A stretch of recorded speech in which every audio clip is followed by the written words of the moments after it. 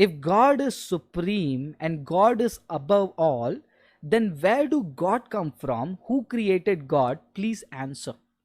आपके सवाल में ही जवाब है. आपने पूछा if God is supreme and God is above all, if God is supreme and above all, तो फिर गॉड को किसने जो बनाया वो उससे सुप्रीम हो जाएगा. गॉड बाय डेफिनेशन, परिभाषा के रूप में, परमेश्वर को कोई क्रिएट करता है तो वो परमेश्वर नहीं होता है. परमेश्वर परिभाषा के रूप में ही हैज टू बी, उनका अस्तित्व होना है. जब भी हम क्रिएशन के बारे में बात करते हैं, हु क्रिएटेड गॉड के बारे में बात करते हैं, हम तीन चीजों को समझना बहुत जरूरी है. सबसे पहला, टाइम स्पेस मैटर. इसको हिंदी में कैसे बोलना मुझे नहीं पता है.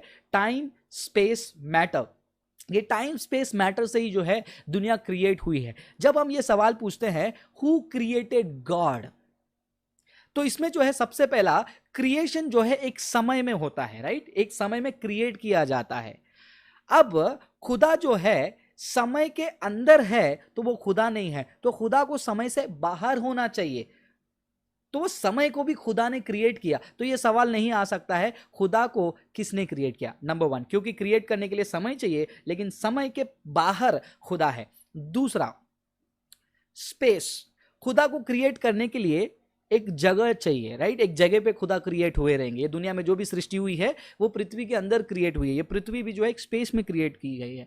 अगर खुदा इस सृष्टि के अंदर वाले हैं तो ये सृष्टि खुदा से बड़ा हो जाता है. खुदा सृष्टि के अधीन आता है तो उसको खुदा नहीं कहते हैं. अगर खुदा ने इस सृष्टि को बनाया, जो स्पेस को बनाया, देन उस स्पेस से बाहर खुदा को होना चाहिए. तो ये सवाल गलत है, खुदा को किसने बनाया.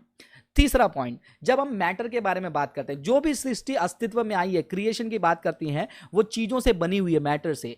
अगर खुदा किसी चीजों से बना हुआ है तो वो चीज खुदा से बड़ी होती है. लेकिन खुदा ने ये चीजों को बनाया तो खुदा ये चीजों से, मैटर से बाहर है.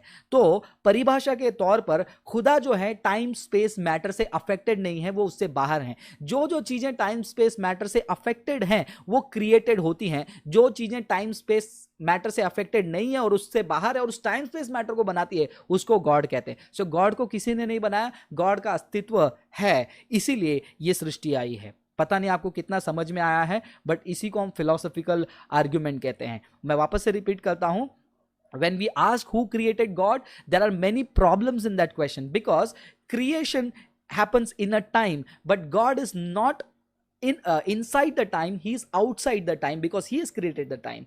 And second thing, God, if he is created, he has to be created in some space, but God has created space, so he is not in the space, he is outside the space.